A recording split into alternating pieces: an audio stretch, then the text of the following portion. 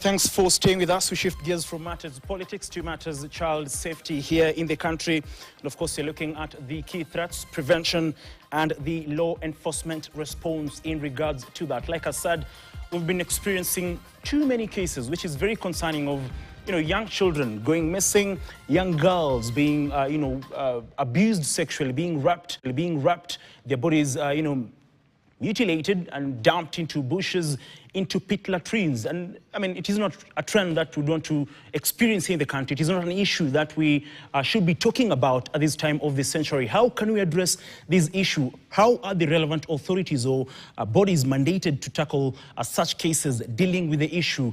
Where are the lapses? And how can we fix the lapses and the loopholes in regards to these particular issues, in regards to matters child safety? And joining me this particular evening, to my immediate right, is Athena Morgan, who's a digital safety and child rights lawyer. Very good evening to you, Athena. Good evening. Always a pleasure having you around. Thank you for having me. Also joining us is Mr. Paul Osundu, who is a digital forensic analyst with the Directorate of Criminal Investigations under the Anti-Human Trafficking and Child Protection Unit. A very good evening to you, sir. Thank you.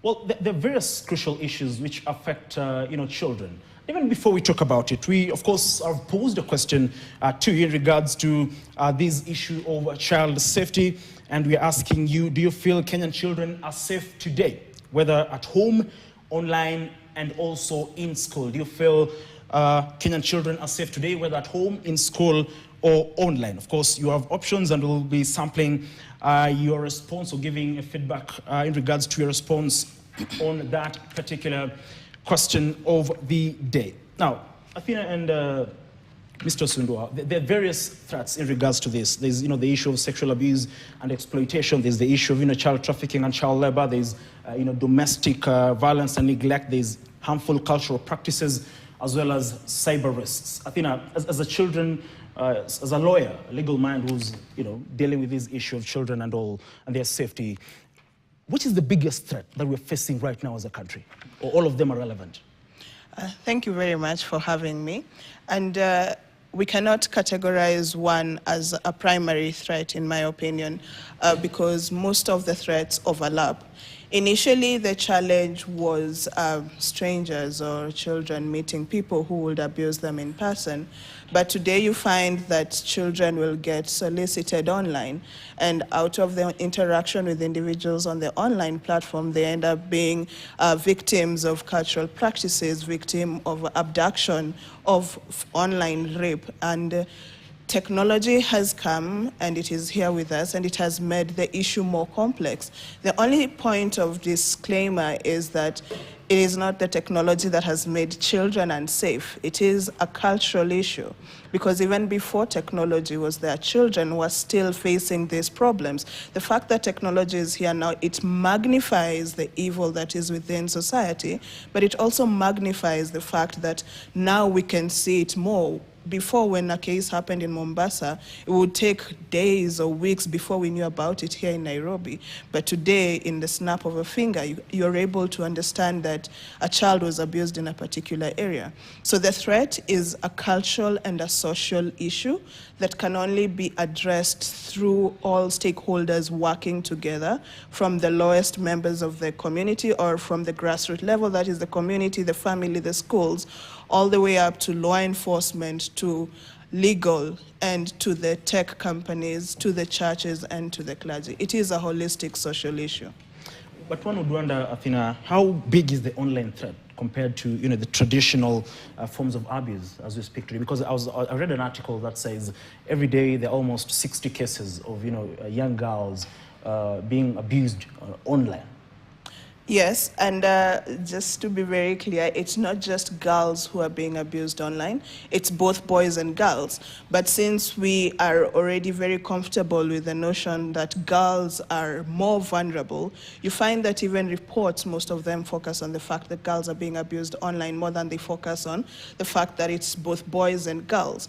When we do work with schools and with the teenagers, you find that boys are being afflicted with issues of online scams, with gambling, with sexual solicitation, boys are actually sexually exploited also online. So this is an issue that is affecting both children. And now on the online platform, it is more prevalent because the technology is with the child. They don't have to be physically present for the abuse to continue. Unlike offline abuse, where you have to be in the same room with your abuser, in online abuse, whether you are in Mombasa and your abuser is in the US or in Nigeria, the abuse is continuous, and that has a greater impact on the child, because if a child is bullied in school, they'd go home and they're away from the bullies for the night. They have that reprieve. Today, if the content is online, whether it's bullying, it's sexual extortion, it's scamming, when they're in school, if they have phones, they're interacting with that content. At night, when they're at home, they're also interacting with the content. So technology magnifies the harm and makes it greater compared to the offline abuse. Fair enough. Mr. Osundwe, as an institution, DCN, you're mandated to help in solving this particular puzzle. From your end, what are the patterns that you're seeing in regards to these issues? Thank you very much for having me today. So, in regards to online crimes against children. And of course, that is in regards to how perpetrators, target children. Yes. When we started investigating these crimes some years back, the issue was only about parents, or not parents, as in Kenyans, sharing child sexual abuse material. But the trend that we have right now, it has gone even deeper to familial offending, whereby you find a parent is offending, or a parent is live streaming their own children in order to get some financial gain from it. So they meet some boyfriend or girlfriend online who is interested in abusing the children. So some of them have gone as far as even trafficking those children outside the country so that they can be abused in order to get some money out of it. Then we've had another issue of where youths, especially those ones who are in colleges, and I mean the age of offending has really gone down from starting even from 17 years to probably 30 years, where you find these young men, because they are in college at that time, they are in need of money, they are coerced into believing that they are getting jobs of online writing. And yet what they do is to sell the child abuse material and they get money from it. Then another trend is the issue of sextortion. Sextortion is where kids are being lured to send their images to strangers. So these strangers have they have a target. They know the background of this child. Sometimes they have done their background search. They know this child comes from a well-off family, and now once they have pretended to be children and they get the material, then they start now requesting or getting money from that. Fair enough. Because my question would be, as the Child Protection Unit, because there are cases of repeat offenders. Yes. There are people who have been, arrested in regards to, for example, sextortion. Yes. But at the end of the day, they are released, and they go ahead again to commit the same offenses. Are there gaps? What is the challenge here in addressing this issue? Because if they're arrested today, prosecuted, or probably released, again they commit, then it is the same pattern again and again. Mm-hmm. What is the real challenge here? So, thank you again for your question. Now, as a unit, we in the justice sector we have different stakeholders. So our work is to investigate the crime. So once we have investigated the crimes, then we have to work together with the other stakeholders in the justice system. So sometimes you may find probably somebody has been released, but it's not because it is for another reason. It is not because the police or the officers in the unit have not done their job. It is because, but from the history of where I sit or where we sit as a unit, we've had very less cases being of where suspects have been let off the hook. So, you're itching to say something. Can you respond to that? Yes, I agree with what Mr. Paul is saying. And I think one of the things that frustrates the justice process, especially when it comes to prosecution of online cases, is the preservation of evidence. So a typical case is, let's say a parent finds that the child has been talking to a stranger, maybe they have shared an image online and now the child is being blackmailed, what we are calling sextortion. And the first thing the parent would instinctively want to do is delete the chat, break the phone, and, keep quiet about it. So if there are several children who are being abused by the same perpetrator, and I'm sure Paul will tell us that one perpetrator never targets just one child, they have a number of children that they're targeting at a go. So if the evidence is destroyed, then the case is taken to law enforcement. It makes it a bit more difficult to have evidence that is prosecutable in court. According to the Evidence Act, electronic evidence is admissible in court, but then there is a procedure that has to be upheld to ensure the integrity of the evidence, that it has not been tampered with. So now the burden also moves to us as the Kenyans, or as the people interacting with devices, to understand that when online harm occurs, it is not the fault of the child, and instead of reacting to it and breaking the phone, deleting accounts, and not reporting, it is important that you actually preserve the evidence within the phone.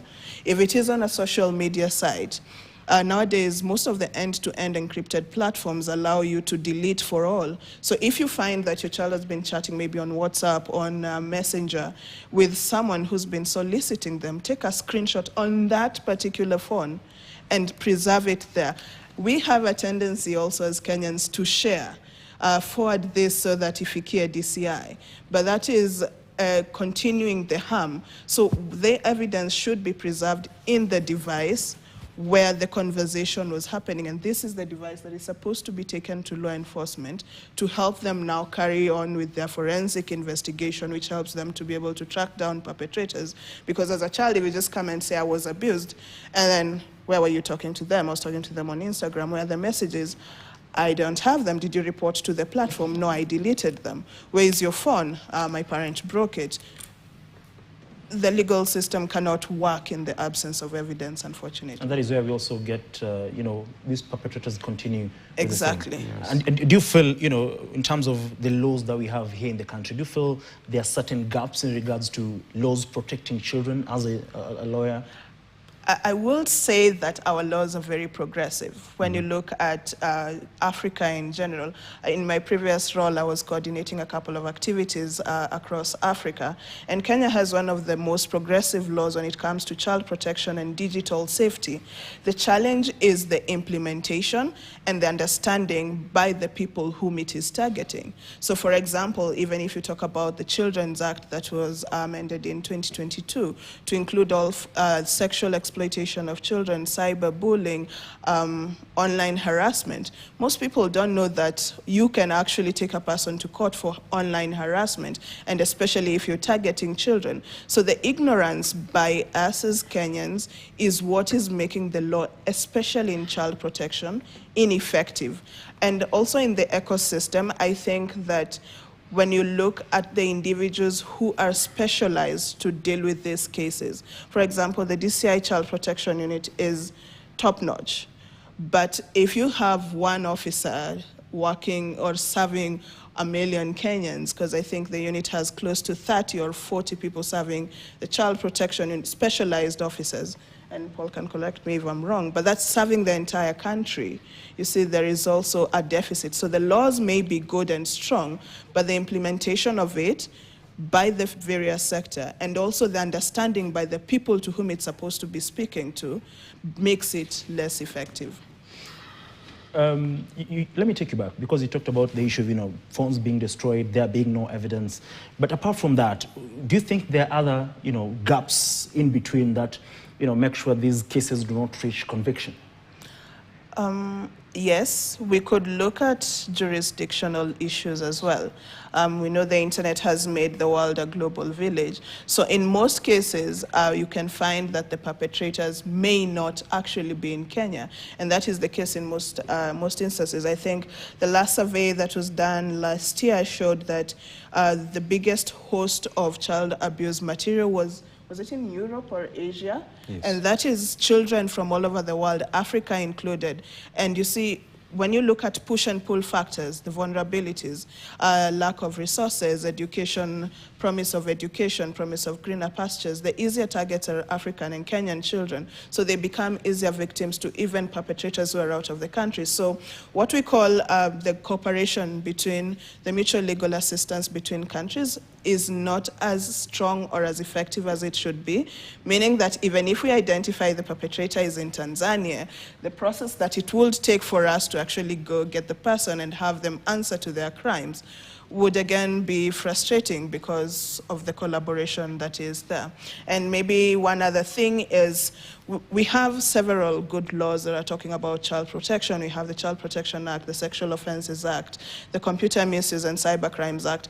Most of them are speaking almost about the same thing, but they give different punishments or criminal liabilities, and they leave it at the discretion of the judge or the magistrate listening to the cases. And you find that also brings in a discrepancies in terms of punishment, because one may choose to be lenient, another may choose the ultimate penalty. So that may also bring irregular kind of convictions within such cases. Fair enough. Let me come back to you, Mr. Osundwa. And she talked about the issue of, personnel and the number. Kindly clarify for us, is it true that we have around 40 that deal with these cases across the country? How many officers do we have who are dealing or addressing, looking at these issues generally here in the country? And is the number sufficient in terms of handling these cases? Because the cases are so many, they're spread across the country. Yeah, I can agree with whatever she has said. The numbers, the kids in Kenya in the first place are so many. There are many than even the officers within the police service or within the unit. But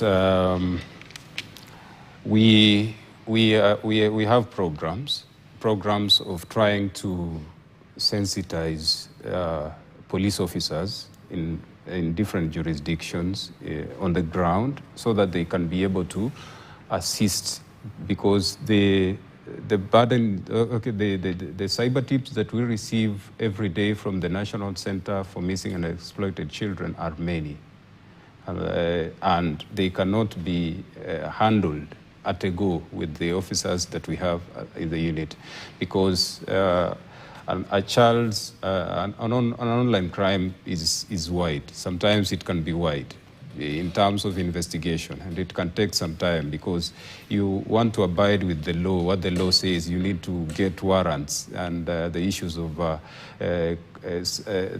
Act, the Data Protection Act, and the human rights issues. So you need to have several warrants to serve different organizations, including the electronic service providers where the abuse has occurred. So we are in the process. We don't just want that these crimes be investigated within where the unit is, but they can also be investigated by any other officer or on the ground wherever they have happened. So we are in the process of making sure that we sensitize, and we've been sensitizing law enforcement at any opportunity that we get, so that they can also be move with the way the crimes are happening. So that's what we've been doing. Because it's not only the issue of personnel. There's training, there's Yes. Technology. But let me ask you one question. As of 2026, today is the 1st of April. Yes. Do you probably have the number of cases that you're handling in regards to child abuse here in the country, especially cyber-related cases? Yes, as I speak, even right now, there are officers who are already handling some of those cases. And as I said, every day we receive 60 cases, 60 tips. Tips means it is intelligence that a Kenyan has offended a child online. So you cannot handle the 60 cases on the same day. So on average, probably I would say like 20 cases at the moment. Maybe those ones that have been actioned. Not a day. Yeah. Like, so far this year? So far this year. So those ones are actively under investigation. So if it's 20 cases for the first 3 months of the year, yet you've said there are around 60 tips a day. Yes. Then it means there could be a huge chunk that, you know, are not being investigated as we speak. That's true. And why is it so? What is the problem here? Why are we missing on these? Because if it's 60 tips and so far 20, 3 months into the year, then the number of cases that are not being handled or have not probably been reported is probably way higher. Yes. So what do you think is the problem? I think when you're looking at the issues of online crimes and the history of internet connectivity in the country, we also appreciate the fact that these are new crimes. And with the new crimes, it requires that it is not just even police officers who have the gaps in terms of investigating these crimes. We have these other agencies that are also like the judiciary. We also have the prosecution. And these other agencies that we are supposed to collaborate with. So the gaps are there in terms of this crime takes a lot of time. It is not just like any other crime that you are reported and you can take action immediately. These are crimes that they touch on data of individuals, and you need to adhere to what the law says. And the law says that you must have search warrants, you must have probably legal instruments in place. Sometimes even you find some of those crimes have been committed by Kenyans who are owning these mobile phones taken on credit. So the company has locked the mobile phone. It means that you cannot access that mobile phone. You again have to go back to the company that has sold that phone to that individual. They unlock it through a court order, is when now it can be accessed. And that is a delay in the investigation of that particular case. Now, let me ask you, before you come back to Athena, for parents out there, I mean, what are the signs that a child could be at risk? What signs should parents look out for? So some of the signs that the parents can look at is when a child is probably secludes themselves. They are secluding themselves. They are hiding probably. They are on phone every now and then. They don't want to be, if they were like actively with other children in the house, and they are now they have been secluded in some room or in some corner. They are not talking to anyone. Anytime they are just texting or so and so. It is one of the signs that probably there is a perpetrator who has locked this particular child, has recruited and has probably groomed the child, and the child is now it cannot be able to speak normally or behave normally like the child will go out to play or so on and so forth. Sometimes it is a drop in education. Sometimes you find the child has been performing so well, and now the child has dropped in terms of performance. Sometimes the activities that the child is showcasing in the house are not those ones. Probably wants to be taking live videos or live streaming themselves on some of the platforms that are able to taking photos or sending Snapchatting or how they call it. So there are so many signs, but those are just some of the few signs. It's a decline in something. Probably the child starts behaving in a different way, and they don't want to lose the phone, and it is war when you take away the phone. Fair enough. I think let me come back to you. Sometimes there's the concern of the enemy being within, because there are cases, for example, we've had a case this year where a child was, molested, she was killed, her body mutilated, and the remains thrown into a pit latrine somewhere, I believe, in central Kenya. How do we deal with that when the enemy is within? Probably the child is the perpetrator, for example, decides to threaten the child that if you speak, I will do this. So how can, we handle that, the enemy coming from within? Yeah. I think, first of all, for the enemy to feel comfortable enough to carry out the abuse and even make threats, they have been socially enabled and protected in a way. I say this because in very many cases you find that sometimes it's the father who's an abuser or the mother. It could be an uncle, it could be an aunt, it could be a relative, it could be the local pastor. But once the child speaks out, or the first time that they disclose this, they're told, don't talk about that, this is the breadwinner of the family, or this is a man of God, or this is the person who's keeping our community together.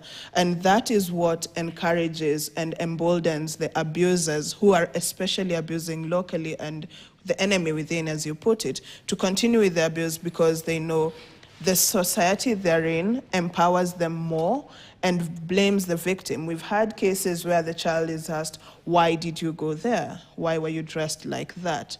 Why did you not come straight home?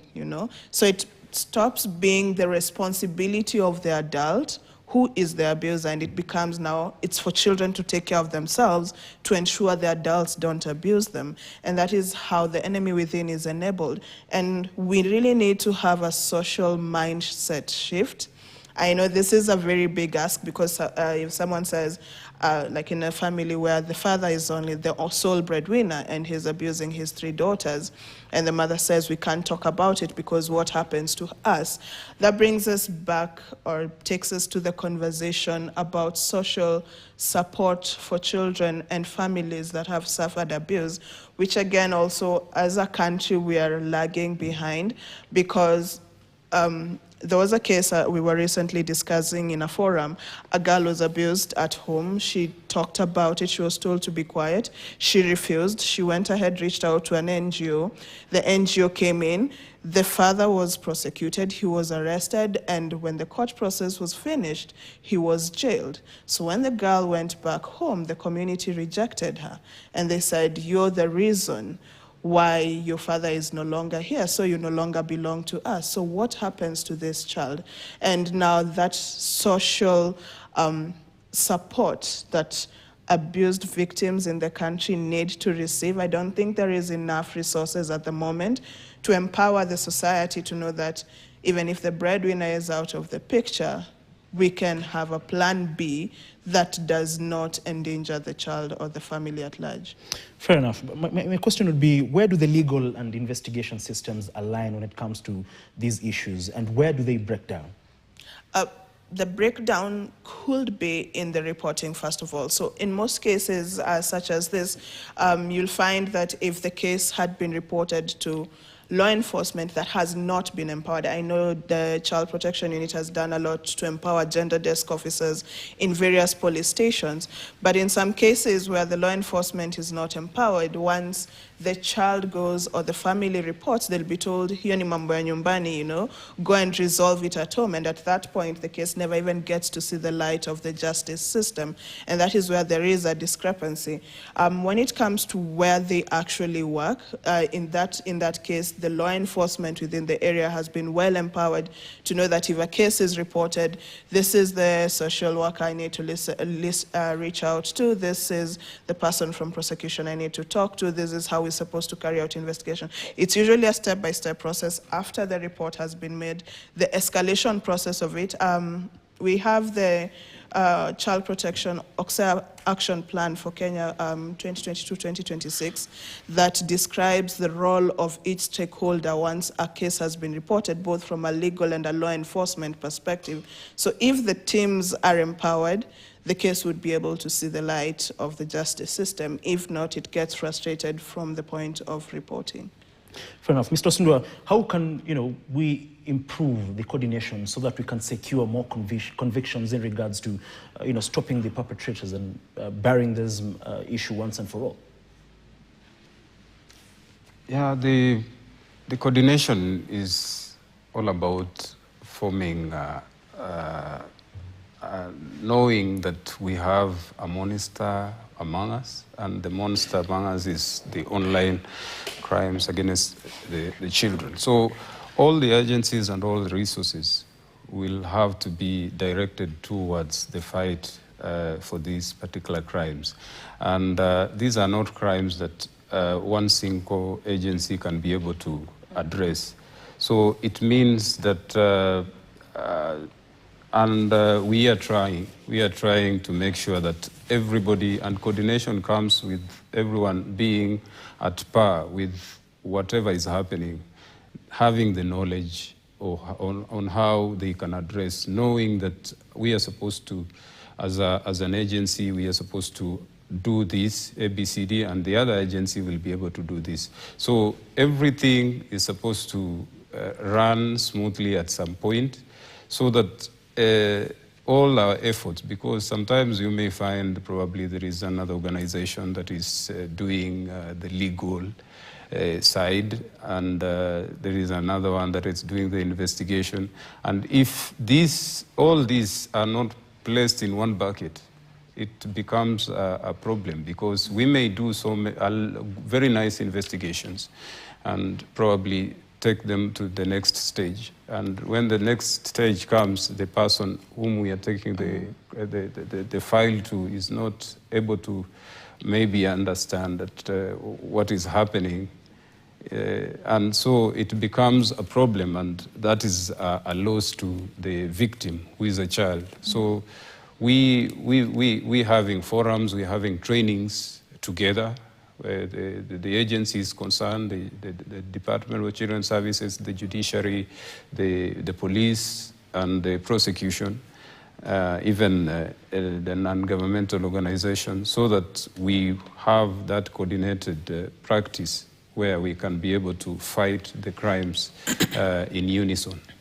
Fair enough. How equipped is the unit in itself in trying to handle these issues? Because sometimes, I know we talked about the lack of evidence in certain cases, but in terms of even forensic tools, how equipped are you to deal with these issues, and how swift is the process? The unit, first of all, if I may begin, is connected to the National Center for Missing and Exploited Children, and we also have the local reporting that we are encouraging people to report. So it begins from there. So from there, we have the Interpol connection, which is the International Child Sexual Exploitation Database, where we also collaborate in terms of getting intelligence. Now, for the issues of equipment, we have tools that are available for forensic examination of the mobile phones and computers. When we are going to the field, we can be able to do the forensics on the go, so that those crimes are dealt with there and there, because of course, the 24-hour rule within our legal system. So in terms of the tools, I know they are very expensive, acquiring those particular tools, but we also have the National Forensic Lab at the DCI headquarters, where we can be able to address those particular issues. Now, let me come back to Wakili. Sometimes there's the issue of the bond and bail dilemma, because you'll find a suspect has been taken to court and is granted bond or bail, and they go out there, probably even kill the child. So should we look at probably, let's say, denying these suspects being denied bail or bond? Because if that is the trend, then we're not solving the puzzle at the end of the day. Or how can we go about it, rather? I think that's a legal conundrum, and I do not go to court, but the one thing I could say is that the justice system, for us, the rule is innocent until proven guilty. So that could be shooting ourselves in the foot, because the moment you say that you cannot be granted a bail or bond is almost paramount to saying that we actually think you're guilty even before the case process begins. So unless there is very good reason why the bail or the bond should be denied, then legally it would not be seen as justice for the person who's accused of committing the abuse. Mr. Sundwa, in regards to the same, how can we go about that? Because again, like she rightly put it, the right to bond or bail is, stipulated. So in such scenarios, how can we, bring that to an end, or can we address that rather? Yeah, our practice as an investigative agency has always been, when we are submitting charges of the accused person, we accompany it with the opposition to bail or bond. And with that, we are giving reasons why this individual is not supposed to be given bond or bail. Because one of the reasons may be a familial offending, where is a father or a mother, and just giving them that particular bond also makes sure that they continue with the perpetration, because these crimes are online, and also giving them that particular bond makes them access the evidence probably that has not been collected from those platforms, because it takes time for us to get probably the response from those particular platforms. So we oppose the bond, and we give the reasons why that bond is not supposed to be given. So even when there is the magistrate or the judiciary reaches a point of giving, we also say, even if you're going to give through the prosecutor, please give a bond that is equivalent to probably the crime that has been committed. So that one, most of the time, when that bond is given, it is reasonable, and probably some of them don't usually raise it, and they usually do those cases while in the remand. Yeah, just to add on that, like he was saying, it's even though law enforcement will bring the reasons for that, it's at the discretion of the sitting judge or magistrate to decide whether or not to follow the guidance that they've been given by law enforcement. And that's where, again, the law might become the source of frustration in such a particular instance. Okay, well, because we're running out of time, but there's the issue of legal aid, for example, and then there are cases where there's a child who has been abused, and the family is, they come from quote unquote a poor family. How can they get legal aid? Because sometimes the perpetrators are, come from wealthy backgrounds. So how can families in such circumstances get legal aid? So first of all, the Law Society of Kenya normally does legal aid throughout the year in different areas. I also am aware that in most cases we have lawyers who sit in who normally take legal aid cases. So in most instances, if you're able to speak to the secretary to the courts, they're able to guide you to the right person who's able to guide you, especially in terms of legal aid. It is quite easily accessible, and it's also mandated for most law firms. So if the Kenyans who are seeking it are aware, they would be able to get it. The only question now becomes when the demand is more than what the legal aid lawyers are able to provide at a given time. One final question to you, even as you give me your final submissions. What is that one myth about, child safety and child abuse that is out there that needs to be, countered?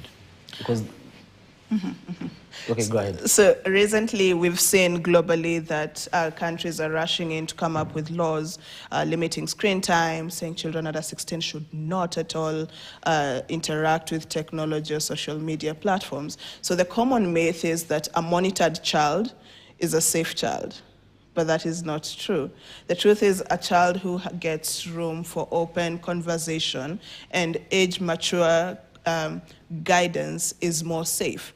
And the reason for this is if a child fears punishment more than they fear the online harm, then they're less likely to say when something wrong occurs to them on the online platform.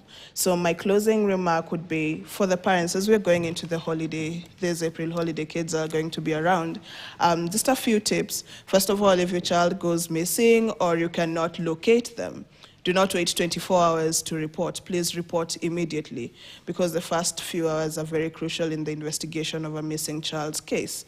The second one, we have Child Helpline Kenya, 116. That's a toll-free line. You can call anytime, during the day or the night, and your child will get the support they need, or you'll get support for your child.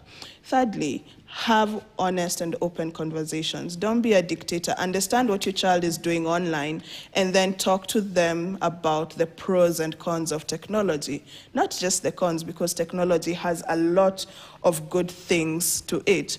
And then finally, let your child know basic details, like your phone number, the parent's name, the town that you live in. Because in cases of missing children, you go ask a child, what's your parent's name? And they say, Daddy. Where do you live? Home, So let your child at least know the basics, and if it's an older child, know where they're going, who they will be with, not to micromanage them, but as a measure of ensuring that they are safe and that they are secure. Fair enough. Mr. Sundu, how can, parents or anybody who's concerned about a situation in particular reach out to the unit in itself? And again, as you wind up briefly, what support system exists, be it legal or be it psychological, for survivors of such cases? So we have different ways of how aggrieved or parties or how parents can reach us. First of all, we are domiciled at the DCI, National Criminal Investigation Academy, South Sea, just off Mohoho Avenue. The parent can do a walk-in report. Secondly, we have the Fichua Kwa DCI toll-free line, which is you can call and you don't need to give your name or any other detail. We are only interested in the criminal part of that call. So the number is there in the public domain, but I can also give it out for Kenyans who are not familiar to it, and it is 0800 722 203. And we also have the WhatsApp line, which is 0709 just a minute, 0709 570 000. So those are the lines that they can call. We have also the child helpline line, which is 116. For children, they can call that. We also have the police emergency lines, the 112, the 999. They also work. All toll free? Yes. They are free. So we also have walk-in reports at the police stations. We always encourage, it is nice to just make that report. I think it will be received very well with the police officers who are always present throughout the country. So if I go to the support that we give our victims, briefly is that we work hand in hand with the Department of Children's Services, who are mandated by the law to deal with the issues of children. And through their office, we have referral mechanisms where we get the counselors. And even before we are able to talk to the child, we make sure that the child is psychologically present, has been prepared by a counselor who has spoken to them, and they are able to now tell us that the child is ready. We also have referrals for legal assistance. Okay. And we also have, we work hand in hand with the Witness Protection Agency just to make sure that the children are safe in case they have some threats that come with those cases. Thank you very much. In just 20 seconds, Athena, tell us about your book. Just 20 seconds, because we're running out of time. Okay, so this book is Raising Digital Natives. It's a parental guide to help them navigate all matters online and technology used by children. Okay. And given that we have realized that there are not enough resources, parents should make it their responsibility to educate themselves, because prevention is definitely better than cure. Pretty much. Thank you very much, Athena, and of course, Mr. Sundo, for making time to be with us in regards to matters of child safety this particular evening. But for now, we, of course, end this particular conversation, but we jump straight to the latest updates in the world of business with Kelly Boss.